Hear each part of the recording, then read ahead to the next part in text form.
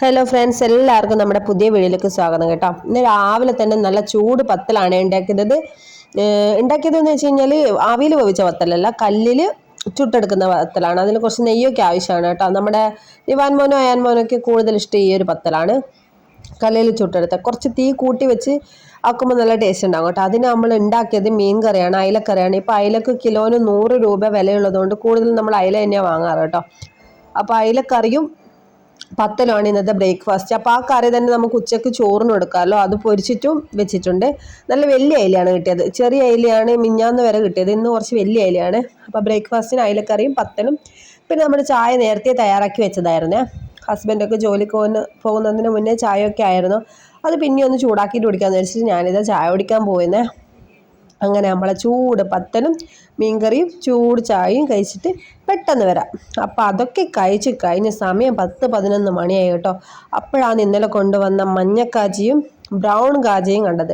കാജ കഴിച്ചവരുണ്ടെങ്കിൽ ആദ്യം കമൻ്റ് അടിക്കും. ഈ മഞ്ഞക്കാജേനെക്കാട്ട് ടേസ്റ്റ് ചെയ്ത ഇപ്പം ഞാൻ കയ്യിലെടുത്ത ബ്രൗൺ കാജയാണ് നമ്മുടെ അയാമോൻ്റെ ഫേവററ്റ് കാജ എന്ന് തന്നെ പറയാം കേട്ടോ. സ്കൂളിലൊക്കെ കൊണ്ടുപോകാൻ ഭയങ്കര ഇഷ്ടമാണ്. പിന്നെ അതിൻ്റെ കൂടെ കുറച്ച് ക്രിസ്പിയായ നല്ല ചെറുമണി കടലക്കയും കൂടുതൽ മറ്റേ വലിയ കടലയും വരുന്ന കുറച്ച് മിക്സ്ചറും ഒരു 10-11 മണിയാകുമ്പോൾ വെറുതെ ഒന്ന് സ്നാക്സ് പോലെ കഴിച്ചു കേട്ടോ. ഇതവിടെ കണ്ടോണ്ട് എടുത്ത് കഴിച്ചതാണ്.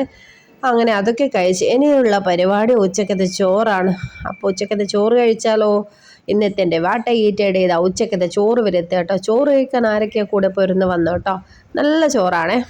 എല്ലാവർക്കും റേഷൻ അരി ചോറ് ഭയങ്കര ഇഷ്ടമായിരിക്കില്ലേ. എനിക്ക് ഭയങ്കര ഇഷ്ടമാണ്. കുറുവരി ചോറിനെക്കാട്ടും കൂടുതൽ ഇഷ്ടം റേഷൻ അരിയുടെ ഒരു ചോറാണ്. അത് കുറച്ച് വെന്താലും നല്ല ടേസ്റ്റ് ആയിരിക്കും. കുറച്ച് കറി കൂടുതലാക്കി കഴിക്കാം. പക്ഷെ നമ്മളൊരു പാകത്തിന് എടുക്കാറുള്ളൂ.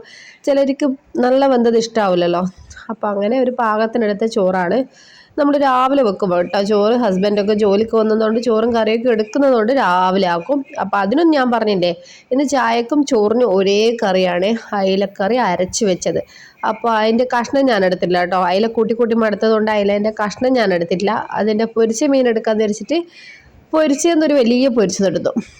അതുകൊണ്ട് കറി വെച്ച കഷ്ണം എടുത്തിട്ടില്ല. ഇതിൽ തന്നെ ഒരുപാട് വലുപ്പമുണ്ടല്ലോ, അതുകൊണ്ട് ഞാൻ രണ്ടും എടുത്തിട്ടില്ല.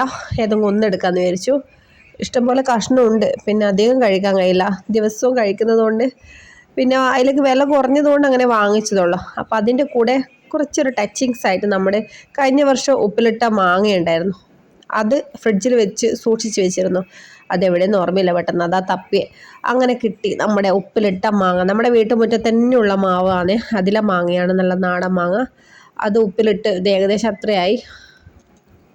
ഉപ്പിലിട്ട മാങ്ങയും അച്ചാറ്, മാങ്ങ അച്ചാറ്, നാരങ്ങ അച്ചാറ്, ബീട്രൂട്ട് അച്ചാർ, എല്ലാ അച്ചാറും എൻ്റെ ഫേവറേറ്റ് ആട്ടാ.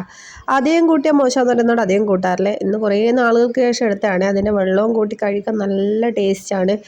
മാങ്ങയുടെ വെള്ളവും അരച്ച കറിയും പൊരിച്ച മീനും ഒക്കെ കൂട്ടി ഒരു പിടുത്തം പിടിക്കട്ടെ ഗൈസ്. അപ്പോൾ നമ്മുടെ ഇന്നത്തെ കുഞ്ഞു വാട്ട ഈറ്റയുടെ നിങ്ങൾക്ക് ഇഷ്ടമായിട്ടുണ്ടെങ്കിൽ മറക്കാതെ സബ്സ്ക്രൈബ് ചെയ്യുക. അടുത്ത വാട്ട ഈറ്റയുടെയുമായിട്ട് വരാം. Bye, see you, take care.